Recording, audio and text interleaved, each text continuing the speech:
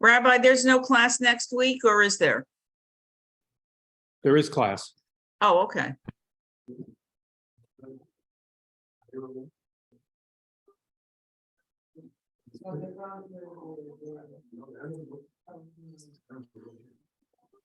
Would you like to move closer? I don't know. But we have on Zoom.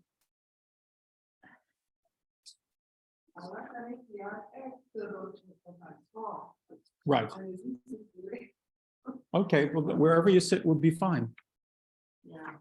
Oops.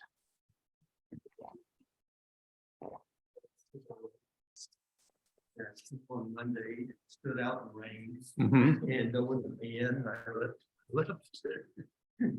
So did Iris. Mhm. Okay, so we have done the Orthodox and we have done conservative. Excuse me, we've done Reform. Today we're going to do conservative. Okay, conservative, yeah. That's us. Yeah, and it's like, you go to Panama, the Reform, demand that you wear a kippah. Right. It's amazing. Amazing, so. So this will be extremely timely, especially if you are on the ritual committee. Because the concept, we are actually on the ritual committee, we're trying to figure out what it means to be conservative. So. We didn't figure it out yet. Nope, but we're gonna, by the end of class today, we are going to know what it means to be conservative. Yeah, don't you think? Yeah, well, we put the cart before the horse the other night then. Mm-hmm. Rabbi, Yeah. how long will yeah. we know? What? How long will we know? How long will we know? Until we don't. So this article that you have is an old one. It's one of those oldie but goodies. It's written by a rabbi who was the chancellor of the Jewish Theological Seminary in the 1970s and 1980s, Gerson Cohen. And while it's old and it has been updated, it is arguably the best example, the best definition of the conservative movement that I've ever read. And for that reason, it's extremely problematic. Second one for Jim. Oh, okay. He's told me. Save it. Okay. So I'm going to screen share.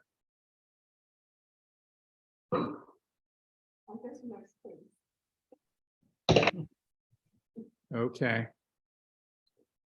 Linda, would you begin reading, please?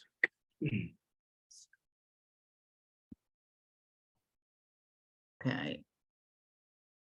Conservative Judaism is most accurately described as a number of organizational affiliations of rabbis and congregations, as well as laity who identify themselves and who are identified by others as conservative.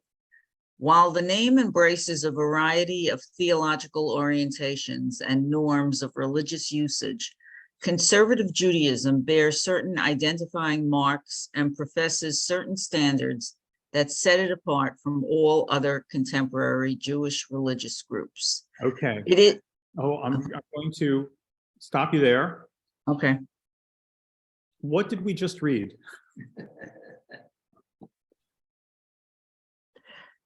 This is the chancellor of the Jewish Theological Seminary in New York, and this was written at a time of conservative Judaism's greatest, it was the largest denomination at that time. Most Jews in the United States were conservative. So we're going to take, this is the most important paragraph. So what is conservative Judaism? We don't know.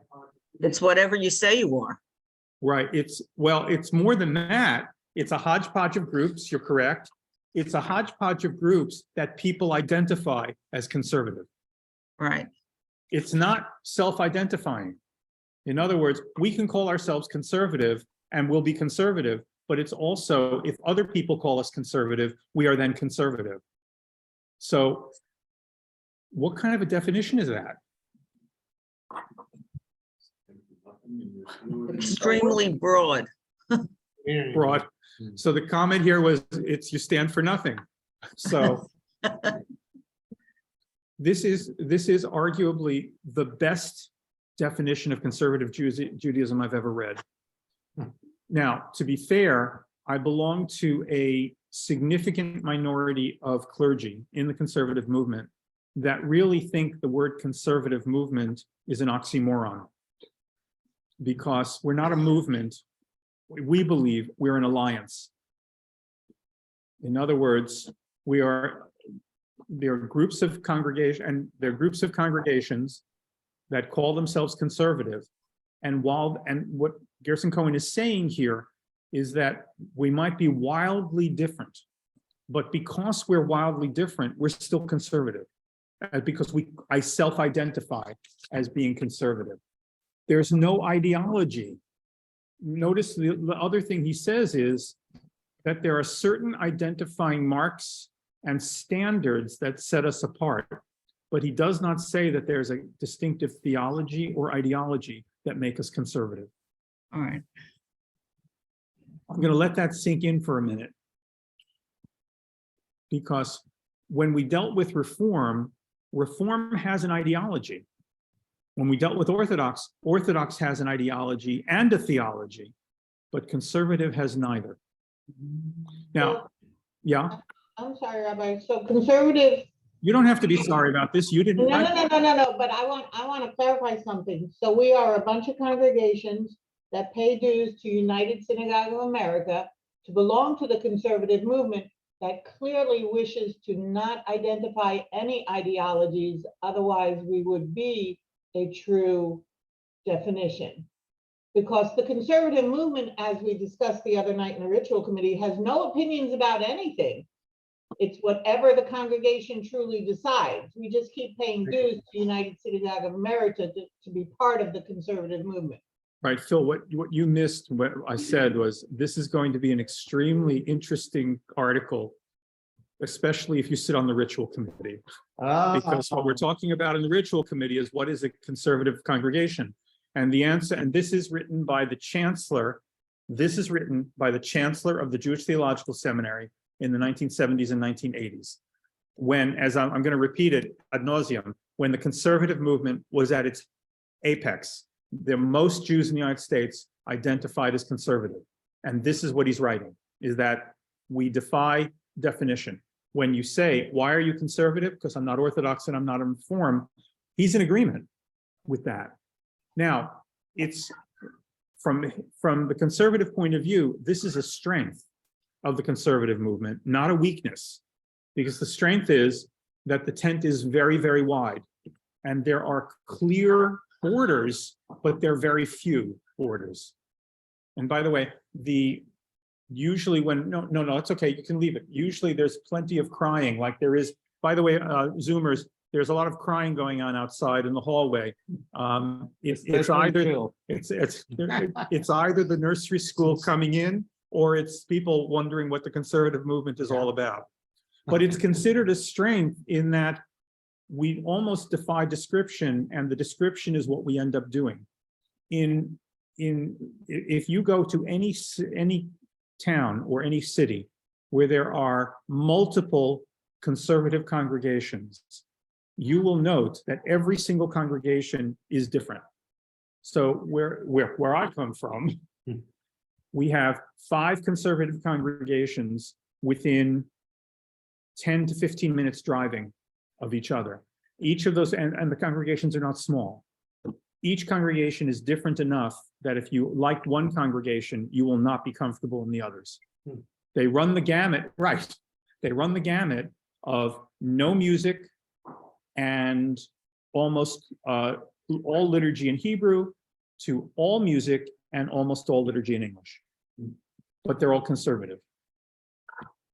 Interesting. Okay. Phil has fainted. He's on the floor, gasping for breath. Phil, by the way, for those of you who don't know, is the chair of our ritual committee. So only for 2 more weeks, though. There you go. And he's so happy.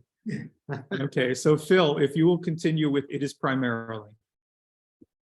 You don't want to hear my comment? Yes, no, go ahead. No, my, Go for it. my own belief, and it's mine, which I've incorporated from others, is that conservative Judaism,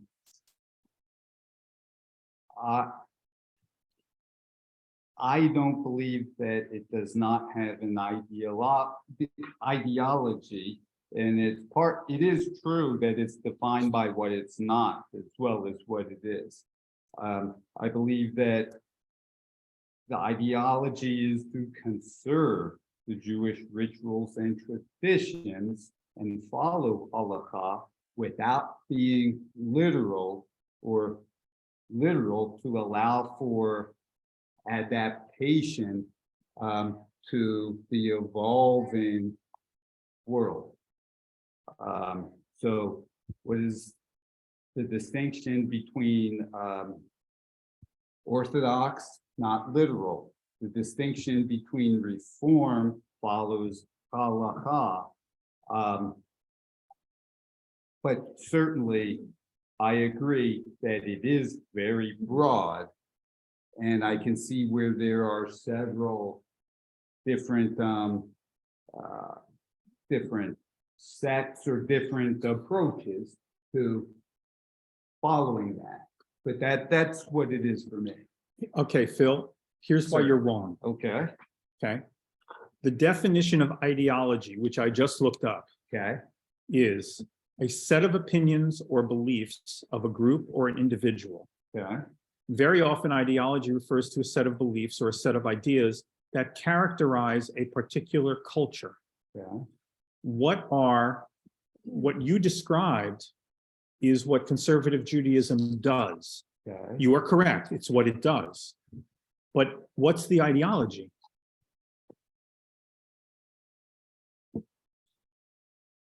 I think the ideology is based on the No, Ten Commandments, not what it's the based one- on. the one Not what God. it's based on. Remember, my father was a lawyer. So, Okay. okay, not what it's based on. What is the ideology?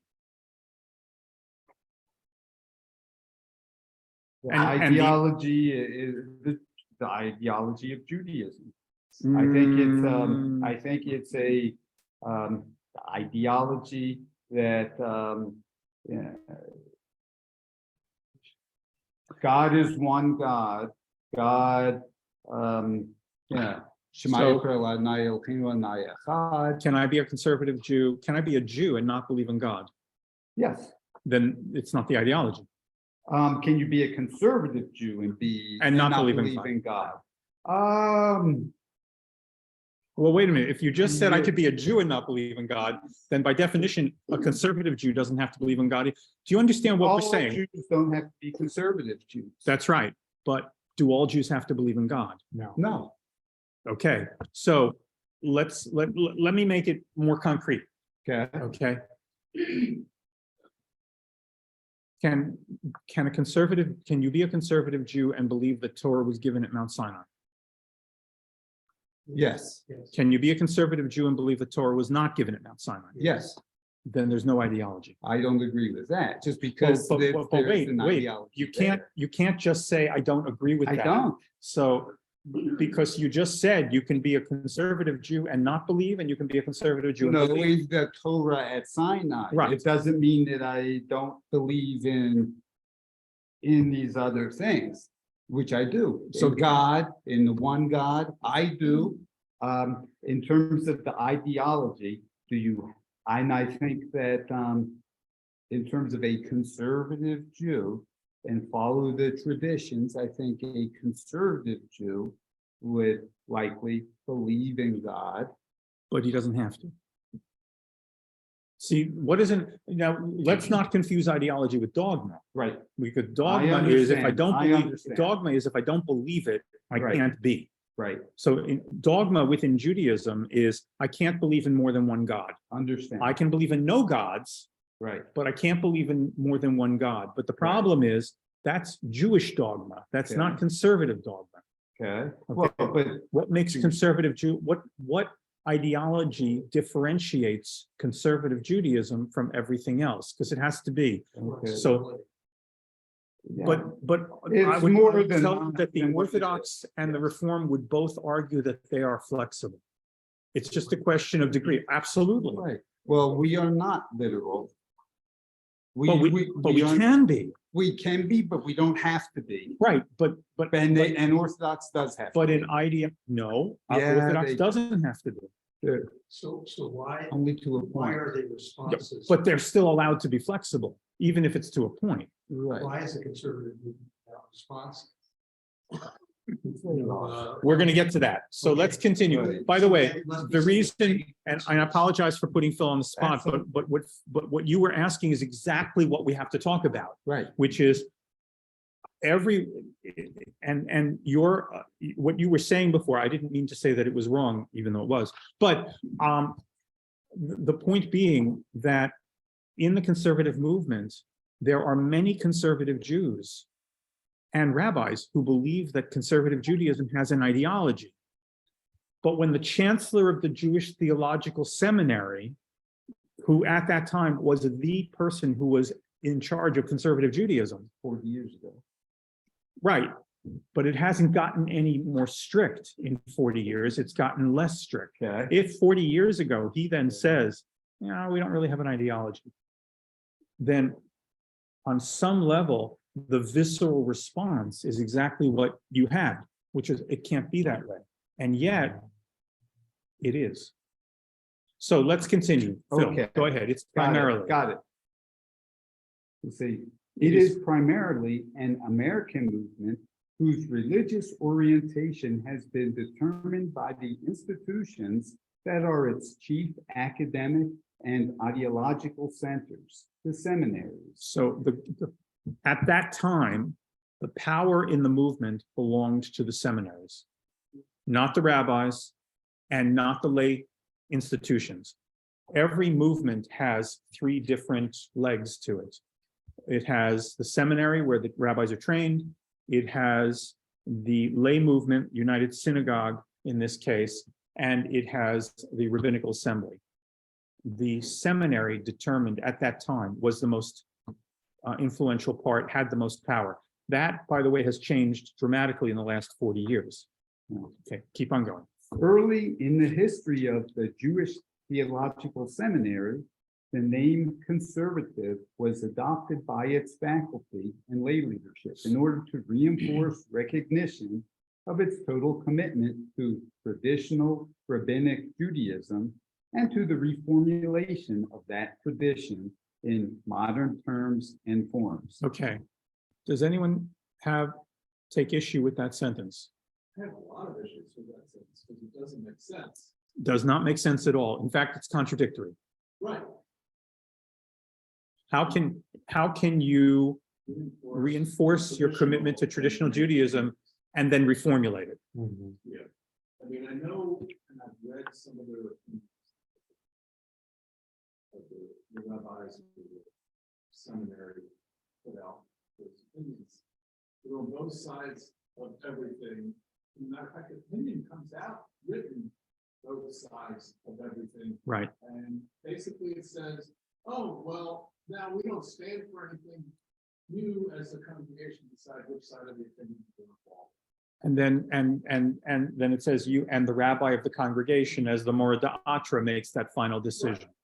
Until if the congregation doesn't agree with it, then they hire a new rabbi at the end of the contract who will agree with it. So, and that, by the way, as humorous as that sounds, that's one of the dynamics in the conservative movement. In the Reform movement as well, by the way, and by the way, in the Orthodox as well. That every movement, if the rabbi does not conform with what the congregation wants, ultimately, the congregation will vote the rabbi out if it's that important. And it happens in all the movements. Yes. I work with all three. Yep. And I think one of the reasons are, I look 18 years ago, reforms at home, several rabbis There was a rabbi there that was strictly kosher, wears kippah all day, every day. He didn't bother anybody. In other words, you can be as religious as you want, as long as you don't tell us that that's the way to be. On the flip side, of conservative synagogue, I mean, they have issue with anyone who's a little bit too religious than the majority of the congregation. You know, yeah, I know, rabbis lost their job, it's like, you're so strict. And then those who lost their job because they were way too liberal. So the conservative movement Right. actually has one of the toughest issues. Right, because- Right, and, or I would say not a tightrope, you're walking a tightrope because that's right, because you have such a wide disparity in the way people feel about what's going on. Yes, Phil?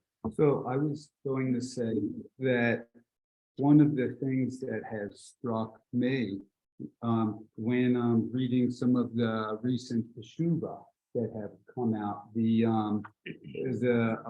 rulings and opinions out of the Rabbinical Assembly, is that there is the majority opinion, but there's always a dissenting opinion, and that dissenting opinion does allow flexibility. It says this is the opinion, and this is what we recommend.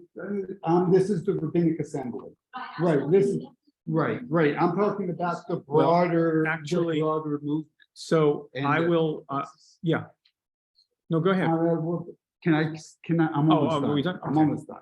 So, and that this dissenting opinion, not always, but often has the caveat that while we recognize this is the majority opinion, those who follow this dissenting opinion are considered to be within our realm, and we support them, even though this is our majority opinion and recommendation. So, 2 weeks ago, when we were Right. talking about your son-in-law using the spotted spoon, he He knew the law. Or he was using. Right. a paragraph of the preference.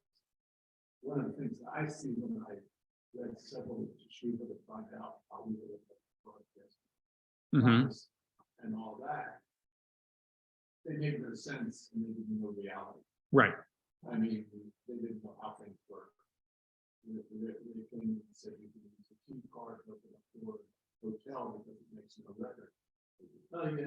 that It record does. Lasts for 10 years. They know everybody who entered the room. and they know their social security number too, usually. So- And your credit card. And your credit card, right, absolutely. So,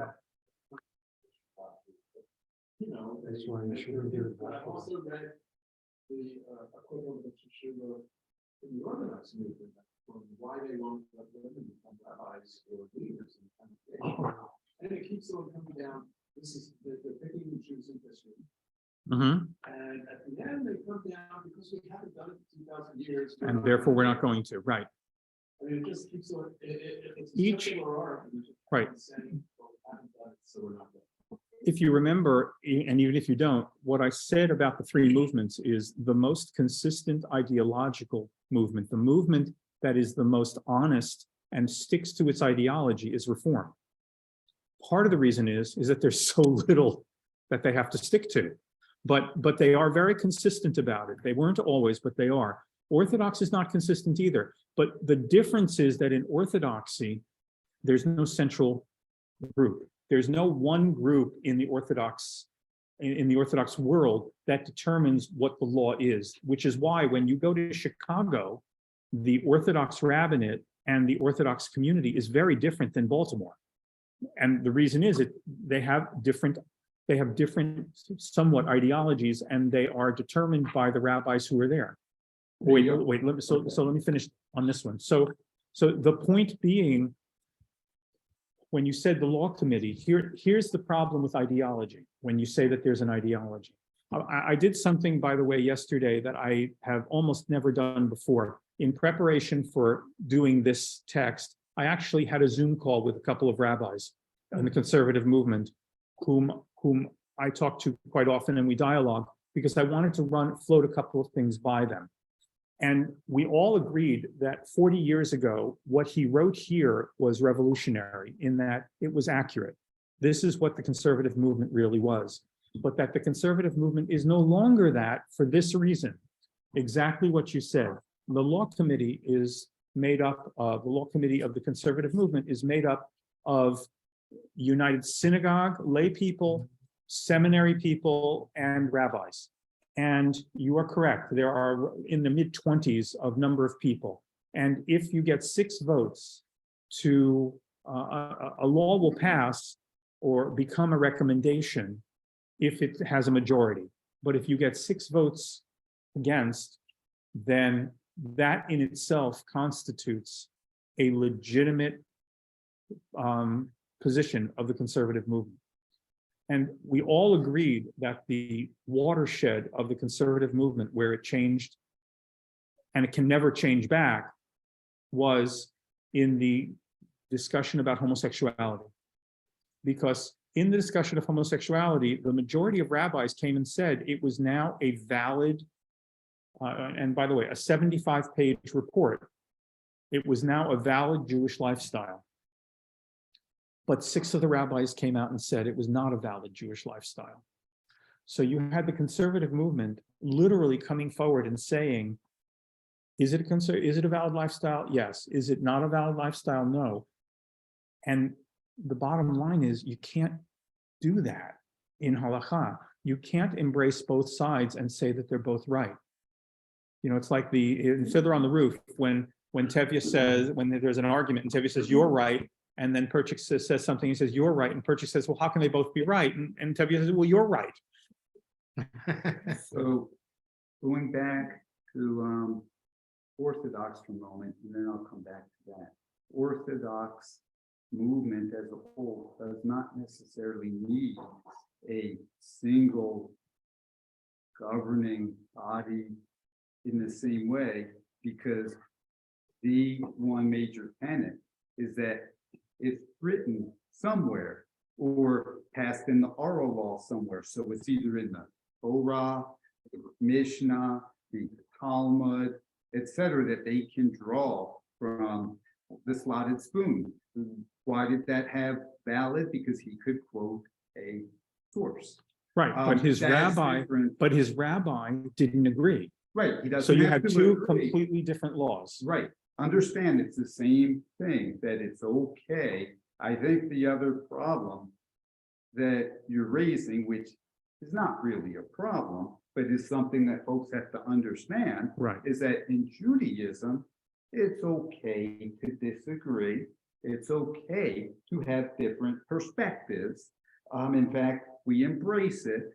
And I go back to Rabbi Jonathan Sack's argument for the sake of heaven.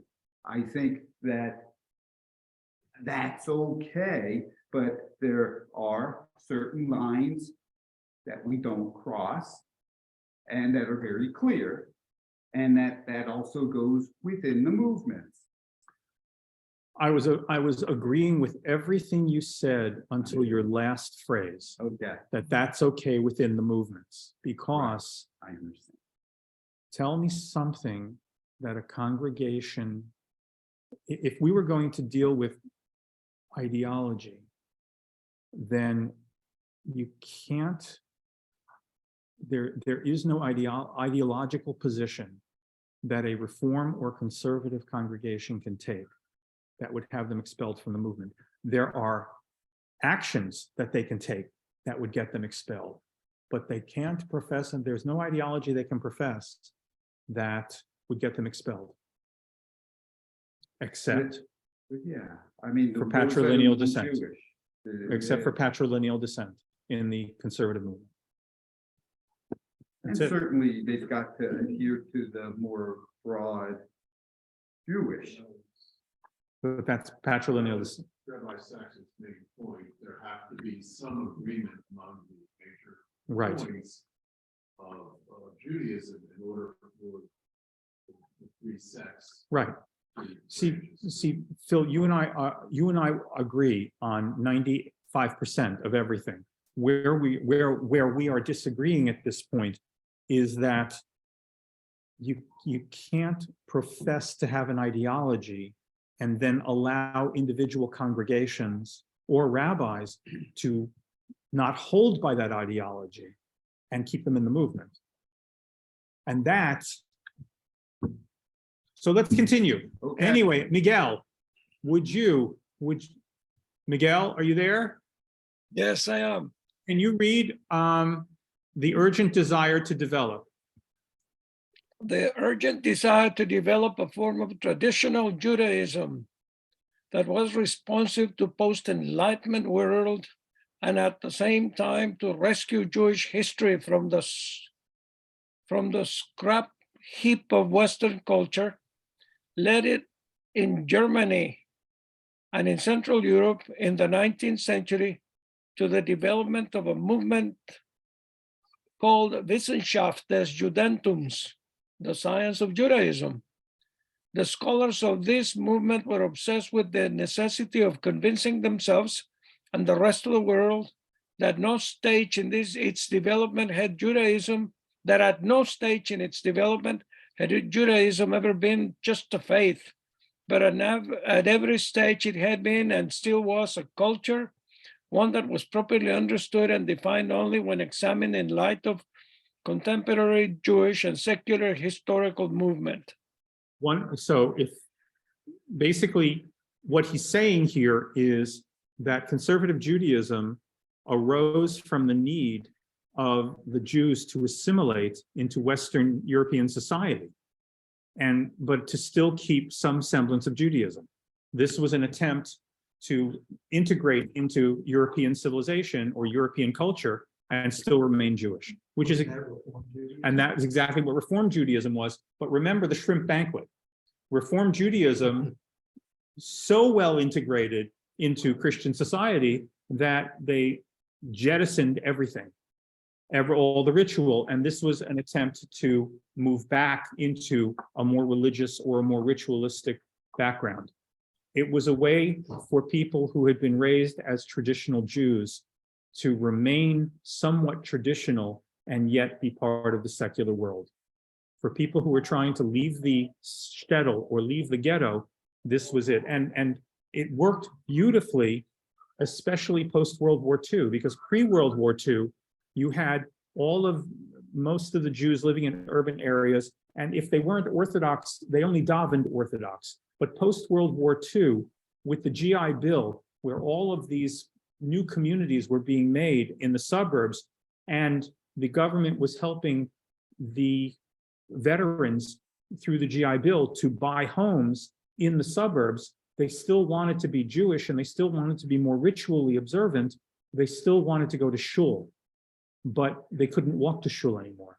And so what caused the conservative movement to really grow and expand was where he's going to say is the ability of the conservative rabbinate to allow people to drive on Shabbat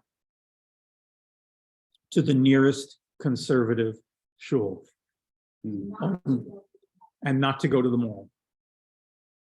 Unless they're praying in the mall. Unless they're praying, right, if they're praying in the mall, It's got to be a That's conservative different. mall. And the nearest conservative. Right. The nearest mall. The So nearest. would you read if there's anything conservative Judaism has accomplished? If there's anything conservative Judaism has accomplished, it has been the total transformation of the concept of Jewish history and culture. Its scholarship has been the basis of the development of a cultural self-understanding that is profoundly new, although the small group of scholars who stood at the academic and religious helm of the seminary and at that time were giants in the fields of 20th century Jewish scholarship. A younger member of the faculty, Mordechai Kaplan, began to take issue with his colleagues' policy of encouraging philological and textual debate while resisting any consideration of change with respect to traditional concepts and practices. Kaplan's monumental work, Judaism as a Civilization, contained, among other themes, nothing less than the complete repudiation of traditional conservative Judaism as Judaism as it has been expressed up to that point. He, Kaplan, was dismayed, for instance, by the refusal of the faculty to confront the fact not only that most American Jews were failing to observe the practices considered by the traditionalists to be essential, but they were not, but that they were not even committed to these practices in theory. So what happened when Moses Mendelson starts writing about what will eventually be taken over by the Reform movement, it's important to realize that Mendelson was an Orthodox Jew, technically, until he died. He was ritually observant. He wrote liberal, but he practiced traditional. And when the Reform movement started, they repudiated most of the practices or the ritual practices that he accepted. The staff of the faculty of the Jewish Theological Seminary, when it was first started, were basically Orthodox, but they preached a much more liberal view.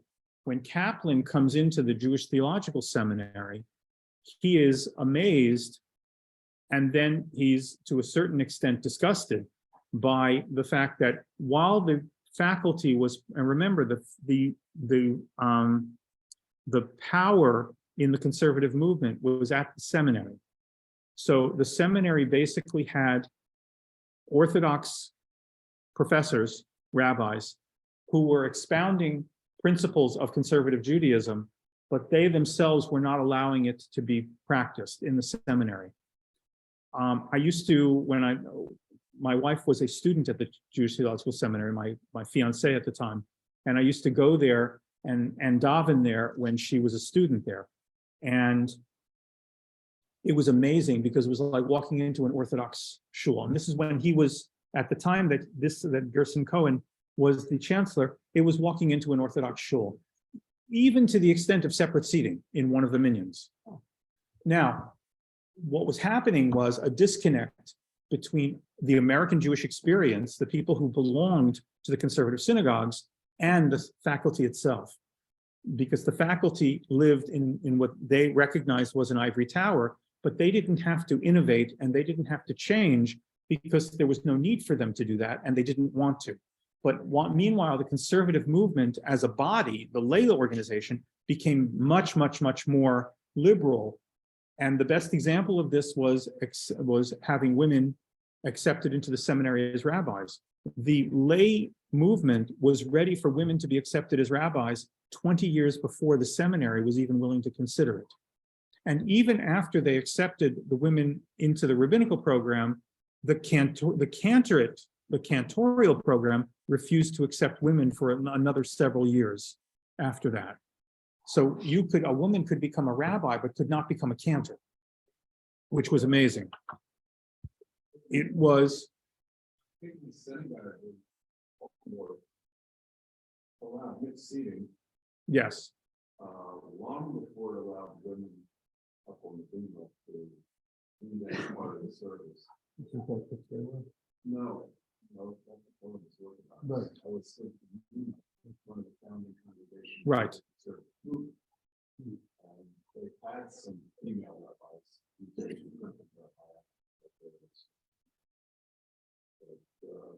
Having women lead the service took long after. Much, much longer. In My grandfather was probably about the time. You don't even have to go back that long. In 1989, when I took the pulpit in New Jersey, I was there for 3 weeks. And it was the high holidays in Milburn. And women were not counted in the minyan on a weekday basis. And women on the books were allowed to have any aliyah on Shabbat morning, but technically they weren't given any aliyah. And that was 1989. So, in fact, we had one woman who wore a tallis and wore tefillin. She was the only woman in the congregation who did. And she came to me before Rosh Hashanah and she said, you know, Rabbi, we're supposed to be an egalitarian congregation. we have a sign in front of the men's bathroom which says, take off your tallis, please, before you go into the bathroom. Shouldn't there be a sign in the women's bathroom that says, take off your tallis? She said, I know that I'm the only person that wears a tallis, but hopefully there'll be more. So shouldn't we do that? I thought it was an interesting idea. And you went and put a sign. We went and put a sign up. So in the middle of services on Rosh Hashanah, the president comes up to me and says, Rabbi, we have a problem. The women have no place to go to the bathroom because both bathrooms are men's bathrooms. How could that be? I said, well, you have a sign telling them to take off their tallis. And even though it says women, the women are convinced that that must be a men's bathroom as well. That was 1989. So. Unfortunately, I'm laughing because I can see. Yeah, you can see it. Very much can see that. How about gender neutral? Oh, In 1989? Don't even go there. Are you kidding? The folks who are confused about the tallis, you do that, and they're just gonna say, there are no bathrooms at all in the synagogue. I'm Right. not allowed to go to the bathroom in the synagogue anymore. I don't think. When did women start? I know my sister got a. 1932. Okay, but sister got a lot in 65, 66. But it was a Friday night only. That's right. They just changed something on Friday night. That's right. It's Saturday. That's correct. My children, years later, in the conservatives, had bar mitzvahs in the Saturday service just so before. Right. So I don't remember. It was, When that division changed, but I know it wasn't in the 70s. no, right. It was like the wave. If you've ever seen a wave at a stadium, more and more people started doing it because ironically, as women's movement in the 60s, the secular women's movement demanded more rights for women and more equality for women, it carried over into the Jewish sphere as well. Even in Orthodoxy, it carried over. So you had a lot of women questioning, why can't, if we're egalitarian, why not? And it was eventual, but also understand that it wasn't happening at the seminary. So, and if you remember the story of the orange on the Seder plate. I heard about it. Okay. Reform. It was supposedly it's conservative, although Susanna Heschel, who was Abraham Joshua Heschel's daughter, swears that it didn't happen this way at all. But the apocryphal story is so much better than whether it happened or not. Accordingly, in the 70s, Susanna Heschel, who is now a professor, I think at Brown, she was talking about the women's movement in a Florida congregation. And the president gets up and says, women have as much right on the bima as an orange has on the Seder plate. And from that moment on, women started putting oranges on the Seder plate to show that women have places on the bima. That's how it started. That's how, well, no, she claims that that never happened. But the story is so much better than the reality. I'm gonna put an orange on my Seder. Sorry? I said, I'm putting an orange on my Seder plate. So, The interesting thing about this, when my father died, my sister, and I would have been calling her, my sister was good in the Orthodox movement. First, she wasn't counted, but they made accommodations for her. And they came up to me and asked me if I would die. And I said, no, I'm not capable. So my sister is the same. We know she is, but we can't. That's right. Make it a red photo. But at the same time, you know, we organized when my grandfather died, my mother went to synagogue 3 blocks away, in synagogue. And people would walk out and she would walk in. Right. And they finally gave up and they built a pizza in their little chapel just for her. right. I mean, it was really strange. But it's not in So the same room with the woman. Linda, who's on Zoom, brings up an important point, which I did not bring up, and but we have to consider, which is at the same time, there is a lessening of the loyalty to tradition in conservative synagogues as the next generation takes over. We have all noted this because you note that the people who attend regular weekday minions tend to be much older and have been brought up to go to minyan. So what happened in a lot of these congregations is they couldn't get a minyan of men.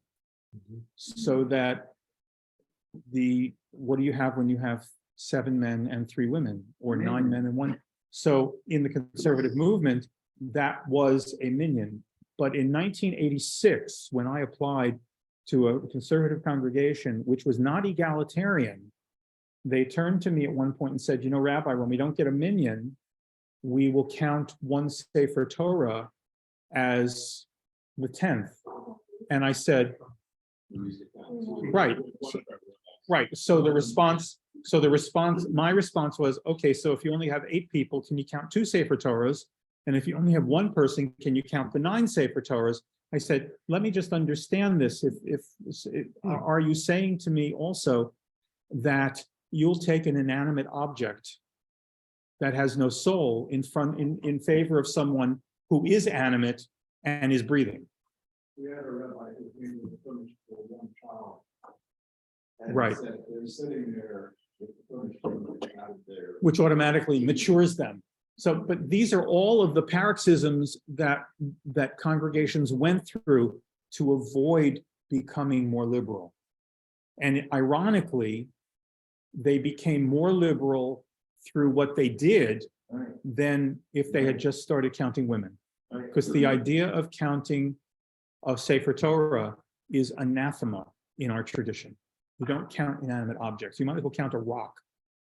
And a sleeping man counts. Well, a sleeping man, and well, in an egalitarian setting, anyone sleeping counts as long as they're in there. You can have up to 4 people sleeping. As long as the majority of people are there So and 4 awake, of them actually- 4 of them, yeah, 4 of So the it's- 10, It's a logic then. because they're there. No, why 4? Because then you still have a majority of people who can respond to the bar. majority. 40%. Okay, so would you read, there are 2 questions, the conservative Judaism. There are 2 questions conservative Judaism asks, engaging the authenticity of. There are 2 questions conservative Judaism asks, engaging the authenticity of any halakhic decision. Number 1, is it grounded in the history and wording of the law itself? Number 2, will it result in the enhancement of Torah as a whole? The most widely known departures of conservative Judaism from established practice have been the decision to count women as legitimate members of the community, and most resounding, the decision of the majority of seminary faculty to admit them to the Rabbinical school. It should be obvious, although frequently it seems not to be. And here is the arguably the most important, after the first paragraph, this is the most important and the most problematic. And this is what we discussed. And this is what we discussed. Go ahead. It should be obvious, although frequently it seems not to be, that this faculty decision obligated no one and no congregation. It is merely meant as the conservative movement interpreted the law. With respect to this issue, there is a choice. Conservative Judaism is not monolithic. It offers a fresh look at the modern world. Now, I can tell you that may have been true in the 1970s in concept. It was not true the way it was enacted. Because if the seminary did something, if the seminary decided something, then the seminary, you followed it or you didn't at your own peril. So what happens when women are, to make a long story short, when women are accepted into the rabbinical school, as I mentioned before, the seminary faculty controlled the movement. And the Talmud faculty controlled the seminary faculty. So my wife at the time was a student in Talmud. She got an advanced degree in Talmud, and they controlled the faculty. When women were accepted into the rabbinical school, most of the Talmud faculty resigned because they would not accept it under any circumstance. and they went to other places. This So- was before, or after 75, This was after 75. 70, after. it was at 75, they resigned. Right. So once that happened, the chancellor started bringing in new faculty who were much more liberal. And the next generation of conservative rabbis and faculty continued the trend towards much more liberal. At that time, there was the right wing and the left wing of conservative movement. And it literally was a battle within the faculty. And what ended up happening was, to this day, what has happened is this, because, well, let me back up. And then what was the death knell of the seminary's influence was the opening of another seminary in California, a conservative seminary. They're all in trouble. This one is, but by opening that other seminary, and they then began ordaining rabbis who were much more liberal, and congregations were hiring them as opposed to the New York rabbis. And what's happened over is that then the seminary in New York had to start bringing in more liberal rabbis, and it has cascaded. So that the conservative movement right now, like all the other movements, is really undergoing a crisis of identity, because literally the rabbis of today are so different from the rabbis of 20 years ago. Yeah.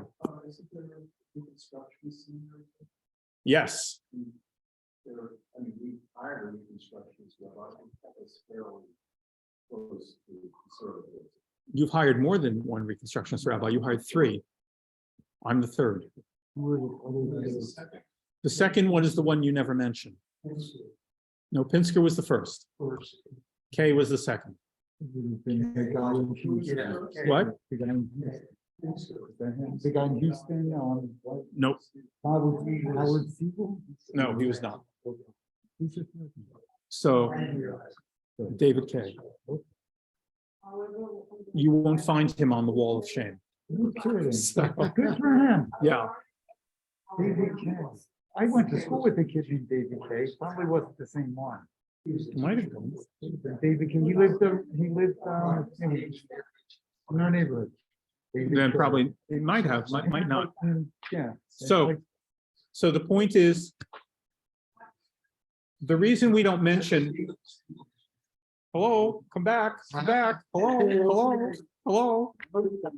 The reason we don't mention the Reconstructionist movement anymore, and as a graduate of the Reconstructionist College, the reason we don't mention it as a movement, it's really not much of a movement anymore. And the reason is that when the conservative movement accepted that homosexuality was legitimate, it took away the last niche, right? That's the better way of putting it. What made the Reconstructionist movement so enticing was that it had all the liberal stances of that conservative and even reform could not take. So they ordained women before either seminary ordained women. You know, the Reform movement doesn't ordain women until the 1970s. So even though they affirmed it in 1920 that women could be rabbis, they didn't. Sally Priesand was not ordained until the 70s. So, but the Reconstructionist movement ordained women. The Reconstructionist movement ordained gays and lesbians. The Reconstructionist movement did all of those liberal things that were not possible in the other movements. And one by one, the seminaries of both Reform and Conservative started accepting all the liberal stances that the Reconstructionist movement was doing. And so therefore, when I went to the Reconstructionist College, the student body was made up 1/3 of people rejected by JTS, 1/3 of people rejected by the Reform Seminary, HUC, and 1/3 of the people who were trying to get out of the draft. Yeah. Because it was the 1960s. So we were then, when we were ordained, we were available. We could get into conservative and Reform congregations because, one, we were a little bit more liberal than they were, but two, our curriculum was much different. Our curriculum was based on systems analysis and how to work in committees and how to work with boards. We weren't given that much academics as we were given sociology. So we were much more attractive, and also we took less money. So that said, and also there weren't enough rabbis in conservative movement, so there was a shortage of rabbis, so we could get into that. When the seminaries began accepting everyone and the movements became more liberal, there was nothing more that made the Reconstructionist movement different. And so to this point, they are not able to place their graduates, all of their graduates, anywhere. So as a movement, they have not been able to grow, and they are actually shrinking, as we all are, but they're shrinking more. Then they merged though. Well, every movement has had, and this is one of the trends that we're all following. Every movement, as I said before, has three different areas. It's got the seminary, it's got the Rabbinical Association and the Lay Association. Mhm. And up until about 5 years ago, they had different administrations and different staffs. Now they have, each of the movements has meshed the staff together. They've coalesced, and they've gotten as budget cutting, which means that the movements themselves are shrinking to the point where they can't afford to have the movement. So that's why. And what we're watching is to see what's going to happen to the movements going forward. It is possible that in the next 10 years, all the liberal movements are going to form a loose confederation of congregations that are liberal. Right. The Jews. Yeah. Yeah. So much money. So that is the conservative movement. And happy Hanukkah to everyone, Happy and we will Hanukkah. meet next week. Happy Hanukkah, Happy Hanukkah. Very interesting, complex topic. Thank you, Rabbi. Thank That you, was- Linda. I think you recognized who I was talking about. Oh, yes. So it was very funny. Yeah. I mean, and now, I mean, I zoom in on the Minyan pretty much every day. Yeah, And, you know, lot of women. I mean, mostly. you know, yeah. And some very strong leaders among them Yes. who can really daven. And I mean, I remember when the first Sisterhood Shabbat where we had a woman do the Haftorah. I remember the first Sisterhood Shabbat where I was in the congregation and I required sisterhood to lead davening. Yeah. That was traumatic for everyone. Because we had women who could daven, but they Yeah. wouldn't if their husbands didn't want them to get up there. And now it's Now like it's amazing. Major thing. It's And- really Yeah. fabulous. Happy Hanukkah to everyone. Happy see you. Hanukkah. Thank you. See you next week, Rabbi. Thank you, Rabbi.